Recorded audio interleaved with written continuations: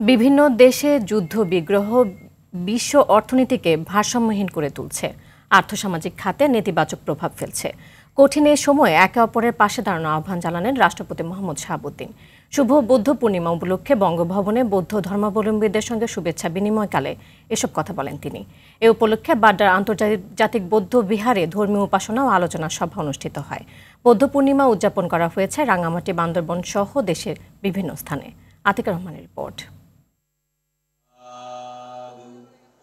সৃষ্টির সেরা জীব হিসেবে মানুষকে হিংসা, হানাহানি, রক্তপাত থেকে দূরে থাকতে হবে, গৌতম বুদ্ধের এমন মহান বাণী ধারণ করে উদযাপন হয় বৌদ্ধ ধর্মাবলম্বীদের প্রধান ধর্মীয় অনুষ্ঠান বৌদ্ধ পূর্ণিমা। এ উপলক্ষে বাড্ডার আন্তর্জাতিক বৌদ্ধ বিহারে দিনভর উপাসনা ও আলোচনা সভা হয়। বাংলাদেশ বুদ্ধিস্ট ফেডারেশনের অনুষ্ঠানে যোগ দেন বৌদ্ধ ধর্মের শীর্ষ গুরুরা। বিশ্ব শান্তি প্রতিষ্ঠায় প্রার্থনা করেন অনুসারীরা। শুভ বৌদ্ধ পূর্ণিমা উপলক্ষে বঙ্গভবনে রাষ্ট্রপতি মোহাম্মদ শাহাবুদ্দিনের সঙ্গে সাক্ষাৎ করেন বৌদ্ধ ধর্মের শীর্ষ গুরু, বিশিষ্টজন, বিভিন্ন কূটনৈতিক মিশনের প্রধান সহ বিভিন্ন শ্রেণী পেশার মানুষ। এ সময় রাষ্ট্রপতি বলেন, সুখী সমৃদ্ধ বাংলাদেশ গড়তে বুদ্ধের সুমহান শিক্ষা ও আদর্শ সবার মাঝে ছড়িয়ে দিতে হবে।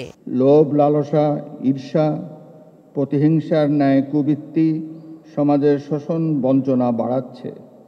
দেশে দেশে যুদ্ধ বিগ্রহ বিশ্ব অর্থনীতিকে ভারসাম্যহীন করে তুলেছে। বাংলাদেশ সহ বিশ্বের বিভিন্ন দেশের আর্থসামাজিক খাতেও এর নেতিবাচক প্রভাব পড়েছে। কঠিন এ সময়ে আমাদের একে অপরের পাশে দাঁড়াতে হবে। বৌদ্ধ পূর্ণিমা উদযাপন করা হয়েছে রাঙামাটি, বান্দরবান সহ বিভিন্ন স্থানে। রাঙামাটির বৌদ্ধ ধর্মাবলম্বীরা বিহারগুলোতে ধর্মীয় আচার অনুষ্ঠান সহ শোভাযাত্রা বের করে। এছাড়া গৌতম বুদ্ধের মূর্তি স্নান, পঞ্চশীল গ্রহণ, সংঘদান, অষ্টপরিষ্কার দান করা হয়।